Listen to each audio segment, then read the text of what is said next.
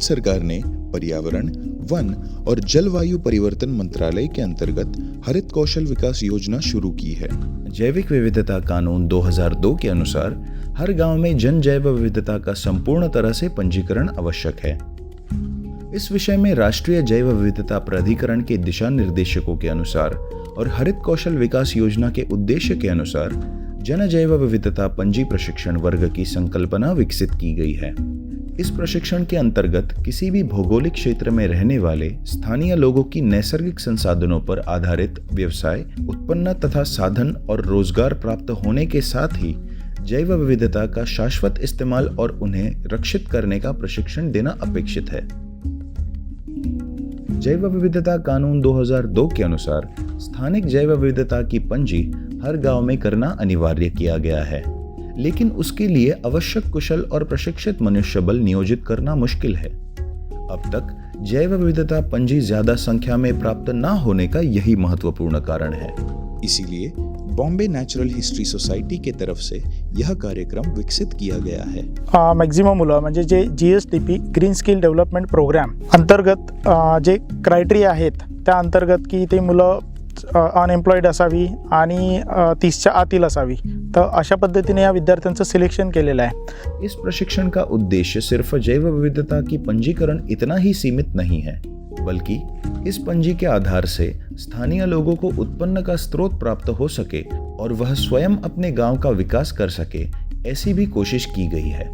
GSDPच्या अंतर्गत म्हणजे green skill development programme जे यामध्ये असं अपेक्षित आहे की स्थानिक लोकांचे नैसर्गिक संसाधनांच्या आधारावर काहीतरी उत्पन्न किंवा त्याच्यातनं रोजगार मिळावा या अर्थाने काही व्यवसाय हे त्यांना सुरू करता आले पाहिजे आणि त्याच्यासाठीचं काही प्रशिक्षण त्यांना देता आलं तर उत्तम होईल। हा कोर्स ज्यावेळेस आम्ही विकसित करत होतो सुरुवातीला असं लक्षात आलं की आपण 15 दिवसाचा कोर्स घ्यावा का, परंतु ज्यावेळेस सगळ्या संपूर्ण ग्राम विकास असा उद्देश डोळ्यासमोर ठेवला त्यावेळेस असं लक्षात आलं की ही मुलं केवळ ह्या कोर्सपुरती मर्यादित राहणार नाही, तर पुढे जाऊन गावामध्ये संरक्षण करतील, विविध विषयाच्या स्वरूपात काम करू शकतील, स्वतः त्यांना जर काही उद्योग व्यवसाय सुरू करायचे असेल तर तोही त्यांना करता येऊ शकेल आणि याशिवाय त्यांना विविध संस्थांना घेऊन गावामध्ये संरक्षण आणि त्या पद्धतीने लोकसहभागातून गावाचा विकास अशा दोनों मुद्द्यांवर काम करता है। लगभग 250 घंटे या 30 दिन में युवा छात्रों को इस वर्ग में प्रशिक्षित किया जाता है। कम से कम 10वीं या 12वीं कक्षा उत्तीर्ण हुए छात्र इनमें सहभागी हो सकते हैं, परंतु इनको स्थानिक भाषा लिखना, पढ़ना एवं बोलना आना बहुत जरूरी होता है।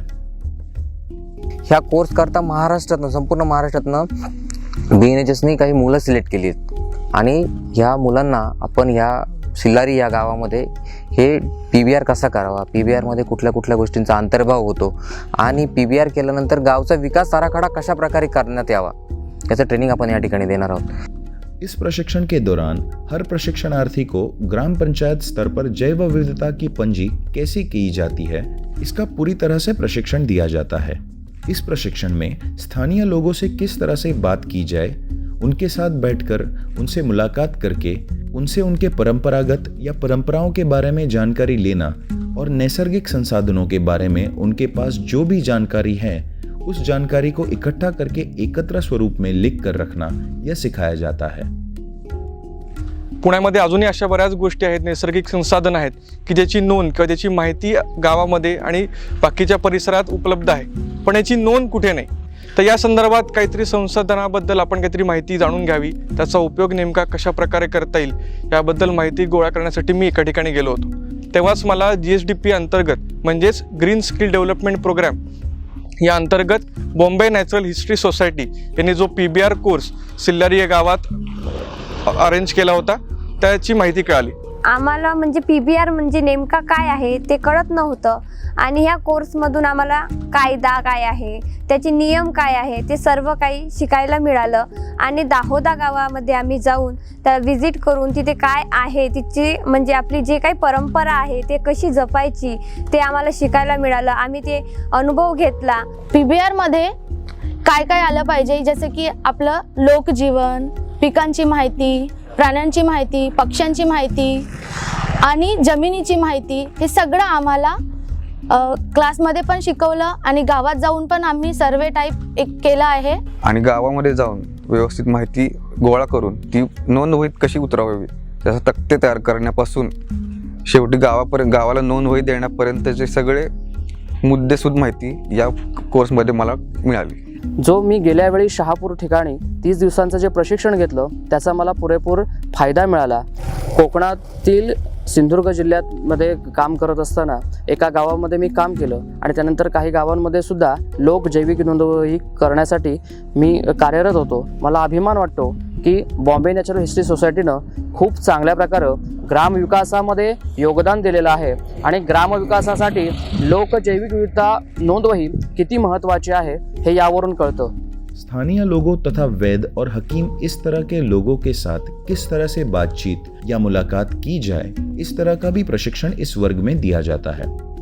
उबडबेंड होत आहे हे त्याच्यावरची टिपणकन आणि जटासंकट गौवेल याचा एकत्र पावडर बनवू म्हणजे घासून सण्या त्याच्या पावडर म्हणजे असं ओलं कंद राहते त्याचे घासून सण्या गोट्यावरती त्याले वाटेत घेऊन त्याले 2-4 उकऱ्या येऊन सण्या थंडपणा करायचं आणि त्याच्यानंतर त्या लावायचं. पहिल्या वेळेस लावल्याच्या नंतर त्याले स्वच्छ साबणीनं पुरं धुवून सण्या मग दुसरा चढवायचा त्याच्यावर 3 रोजात था. साथ ही साथ जैविक विविधता कानून 2002 के अंतर्गत ग्राम पंचायतों को दिए गए अधिकार भी समझाए जाते हैं.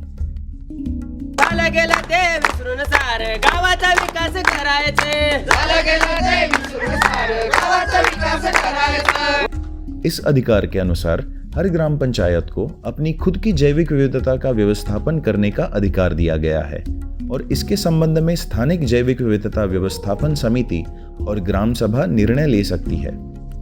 इसी के साथ जैविक संसाधनों से मिलने वाले व्यावसायिक लाभों का नियोजन किस तरह से होना चाहिए और यह लाभ अधिकतम स्थानिक लोगों को जैविक विविधता व्यवस्थापन समिति के द्वारा किस तरह से दिया जा सके, इसका भी इसमें समावेश किया गया है.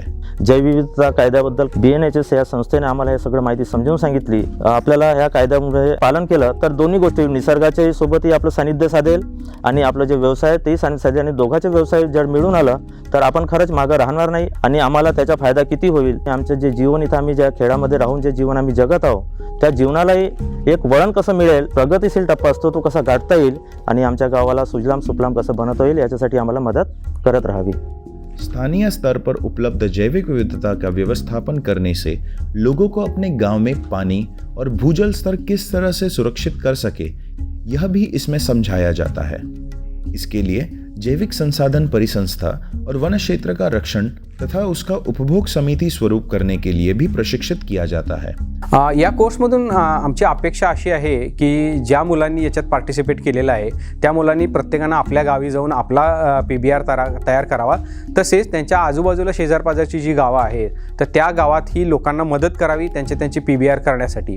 याचा दुसरा आणखी उपयोग या मुलांना रोजगाराच्या दृष्टिकोनातून असं होऊ शकतो की ह्याच्यामधून जे सर्टिफिकेट प्रोव्हाइड केलं जाईल हे मिनिस्ट्रीनं प्रोव्हाइड केलेलं सर्टिफिकेट आहे.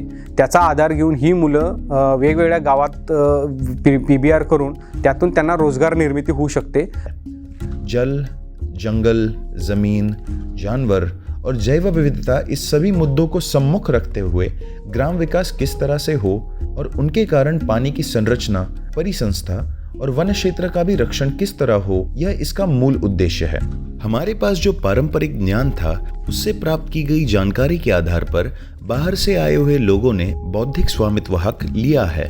तंत्रज्ञान के मदद से इस तरह किसी भी व्यक्ति या समूह से किसी भी पूर्व अनुमति लिए बिना स्वामित्व हक लेना चोरी है. इस तरह के बौद्धिक स्वामित्व हक की चोरी रोकना और नैसर्गिक संसाधनों का अनियंत्रित इस्तेमाल कम करने के लिए जैविक विविधता कायदा 2002 का क्रियान्वयन स्थानिक लोगों के सहभाग से अत्यंतिक प्रभावित रूप से होने की आवश्यकता है. इस प्रशिक्षण से जैव विविधता पंजी होने की वजह से स्थानीय लोगों को जैव विविधता के आधार पर रोजगार का साधन निर्माण हो सकता है तथा प्रशिक्षित युवाओं के द्वारा उसकी रक्षा और उसका शाश्वत इस्तेमाल करने की भी जानकारी हो सकती है, जो आने वाले पीढ़ियों के लिए बहुत महत्वपूर्ण है.